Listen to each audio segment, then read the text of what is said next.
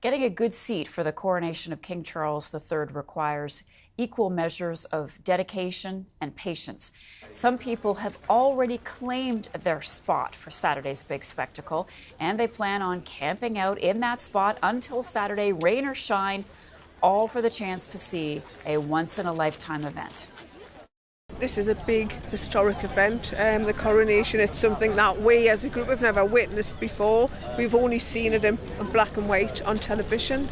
So to be here at the front to see history happening in front of our eyes, it's amazing. It's just great to be among the atmosphere and just meet up with my friends and enjoy our passion of the royal family, and just celebrate our new king, King Charles III, and his wife, Queen Camilla, and just be here to support them. CTV's chief anchor and senior news editor, Omar Sachedina, is standing by in London with more for us this morning. Omar, hello to you. So we're less than a week away from the coronation. What's the mood in London like?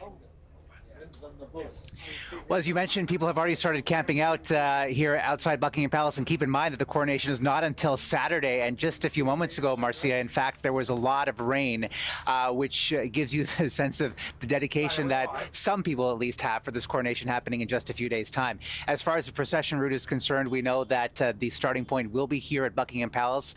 And then the journey will be about 2 kilometers to Westminster Abbey, far shorter, in fact, than what the Queen had back in 1953, 70 years ago. Her procession route was 8 kilometers, but this is really in keeping with what the palace wants. This is all happening against a cost of living crisis here in the UK. Inflation is at 10%, and so certainly the palace wants to be at least perceived as being, an institution that is connected, tapped in to the struggles of the people. Nevertheless, this is going to be a very expensive production, even though it is scaled back. We know that there will be about 2,000 guests.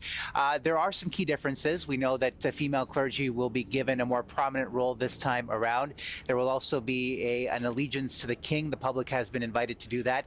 Typically, this is something that is only preserved for peers, but there will be some key similarities. The most sacred part of the coronation, which is the anointing of the sovereign with special oils, again, will not be shown to the public. It wasn't shown in 1953, and this time will be blocked from public view using an embroidered screen, hand-embroidered screen that was blessed at the Chapel Royal at St. James's Palace a few days ago. These are oils, olive oil that was basically from olives that are near where Princess Alice is buried. She, of course, is King Charles's grandmother and the mother of the Duke of Edinburgh. So a lot of tradition. You know, Westminster Abbey is the site of every single coronation since 1066. So you'll have that tradition, but also you'll have newer aspects of this celebration that will be happening on Saturday.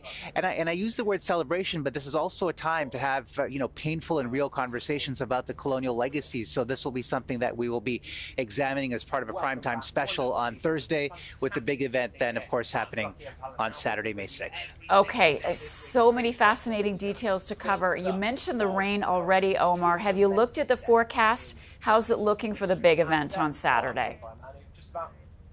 I have looked at the forecast, but I seek some comfort in knowing that the weather in London changes every second, as you know, because I know you were here for the passing of Her Majesty. So I saw some rain. I'm seeing some cloud. Hopefully for the big day, at least for the people who are gathered here, the skies will be consistently clear, though it has been quite pleasant. We'll see, though, if there are clouds, if I could use that term, over the service itself, because a lot of people are waiting to see what the interaction will be like between Prince Harry and the other members of the royal family. This will be his first interaction since his book Spare came out, in which he didn't mince his words. So, we'll be watching to see what that dynamic is like, or even if he'll be seated with his family members. There are some reports that say that he will be seated several rows back because he's not a working royal. So there's certainly lots at play, but it promises, Marcia, to be one grand spectacle, that's for sure. Indeed, and I know a lot of people want to see that balcony shot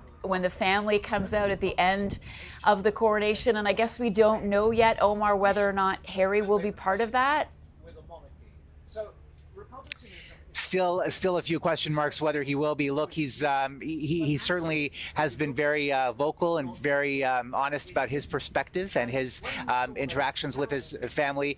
He is, as we mentioned, not a working royal, so it is unlikely that he will be part of that balcony shot on Saturday. There may be some, olive branches that are extended between now and then, in keeping with the day itself. I think if there's one positive thing out of all of this, Marcia, is that he is at least able to be there for his father during what is such a special and historic day, and conversely, that his father is able to have his son there. That is a huge positive. We know that his wife Megan will not be with him. She'll be back in California because one of the children is actually celebrating their birthday on the same day as the coronation. So lots going on, and we'll see if he's with the rest of the family for that balcony shot. Omar, thanks so much for all of that. We'll be talking to you throughout the week. And of course, right here on CTV News Channel, we are going to have special coverage of the King's coronation hosted by Omar. That begins Saturday at 3 a.m. Eastern, right here on CTV News Channel, as well as CTV and ctvnews.ca.